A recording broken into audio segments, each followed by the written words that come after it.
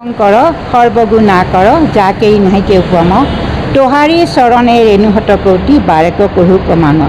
গুৰু দুজনাই সৃষ্টি কৰি থৈ যোৱা এই নাম ধৰ্ম, এই নাম ধৰ্মই শাওণ মাহৰ বকজাত আহি পেলাই ভাদ মাহ উপস্থিত হৈছেহি।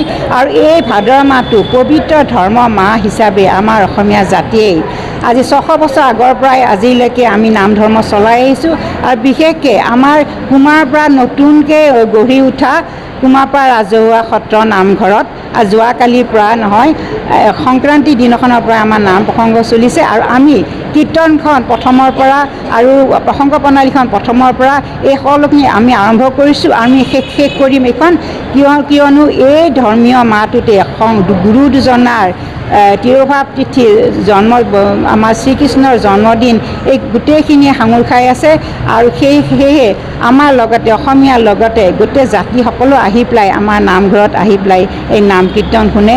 আৰু আমি শ্ৰৱণ কীৰ্তনৰ যোগেদি আমাৰ যে যিমান পাতক আছে, আমাৰ যিমান পাপ আছে, সংসাৰত যিমানখিনি হৈছে সকলোখিনি যাতে দূৰ হয়, তাৰ বাবে আমি গোটেই আইসকলে একত্ৰিত হৈ লগতে আমাৰ গুৰু প্ৰধান ভকত হিচাপে লোৱা আমাৰ গুৰু দুজনাৰ আমাৰ সনাতন বাপ, তেওঁ আমাৰ গুৰু হয়। আৰু তেখেতৰ মতেই আমি গোটেইখিনি আৰম্ভ কৰিছোঁ, শেষ কৰিছোঁ।